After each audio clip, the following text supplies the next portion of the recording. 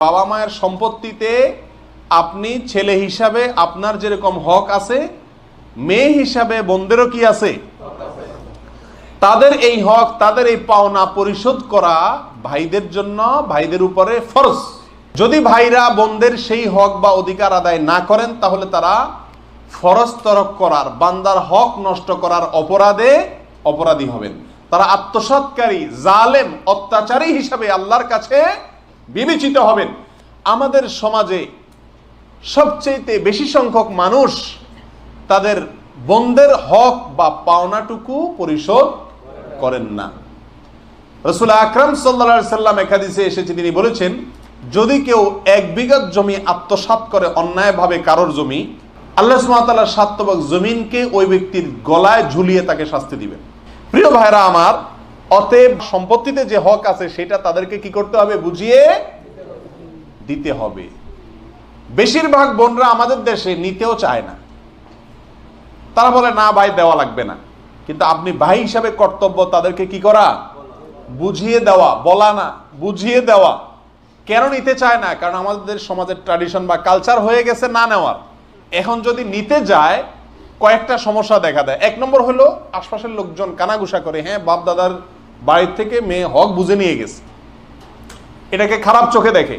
আপনি বোনকে বলতে হবে, বোন, কে কি দেখলো দেখার দরকার নাই, আমি সন্তুষ্ট চিত্তে দিলাম, আর এটা আমার দেওয়া কর্তব্য, তোমাকে নিতেই হবে, কেন নিবে না?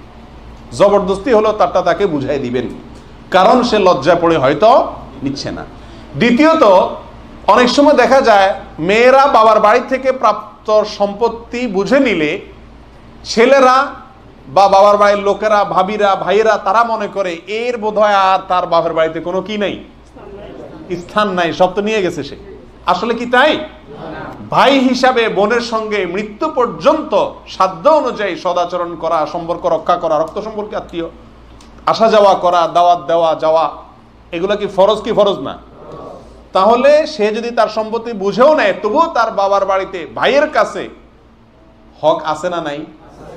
বিধায় আমাদের সমাজ যেহেতু মনে করে নিয়ে গেলে বোধহয় তার আর কোনো পাওনা থাকে না, এই জন্য মেয়েরা নিতেও চায় না। কিন্তু আমাদের কর্তব্য হলো কি করা? তাদেরকে বুঝায়া দেওয়া।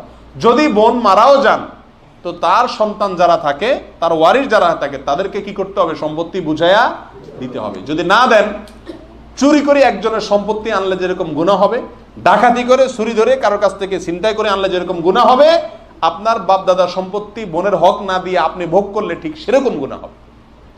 আপনার দাদার সম্পত্তিতে আপনার ফুফুর হক আছে, কিন্তু নেয় নাই, আপনি জানতে পারছেন, সবাই ভাগযোগ করে নিয়ে গেছে, আপনার ভাগে যে পরিমাণ অংশ তার পরে অন্তত সেটুকু দিয়ে দেওয়া আপনার কর্তব্য। যদি না দেন, তো চুরি করে চোর যে অপরাধ করছে, ডাকাতি করে ডাকাত যে অপরাধ করছে, ছিনতাইকারী যে অপরাধ করছে, আপনি সেম অপরাধ করলেন।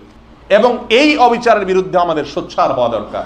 আফসোসের বিষয়, আমাদের দেশে মেয়েদেরকে দেখা যায় বিয়ের সময় ট্রাক ভরে যৌতুক দেয়, আর মেয়ের জামাইরাও ব্যাককল খুশি হয় ট্রাক ভরে যৌতুক পাইলে, মনে করো যে শ্বশুরবাড়ির থেকে পাইলাম। এটা পায়া যে তার মূল সম্পত্তিতে ভাগটাই উধাও হয়ে যায়, এটা আর খেয়াল করে না। এই জন্য মেয়েদেরকে বিবাহের সময় হাদিয়া স্বরূপ কিছু জিনিসপত্র দেওয়া, এটা সুন্নাত। নবী আলাইহিস সালাম ফাতেমা রাদিয়াল্লাহু তাআলা আনহার বিয়ের সময় আলী রাদিয়াল্লাহু তাআলা আনহুকে কিছু জিনিসপত্র দিয়েছিলেন। সাথে থাকলে কিছু হাদিয়া তোফা দেন, মেয়ে চলে যাচ্ছে, বাট তাকে কিছু যৌতুকের নামে সম্পত্তি বা কিছু জিনিসপত্র দিলেন, যৌতুকের নামে তাকে কিছু জিনিসপত্র দিলেন, এরপরে তাকে তার সম্পত্তি থেকে বঞ্চিত করলেন।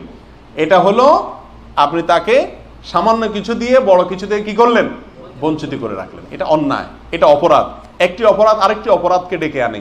যৌতুকের পাপ আমাদের সমাজে থাকার কারণে মেয়েদের হক তারা সঠিকভাবে পাচ্ছে না।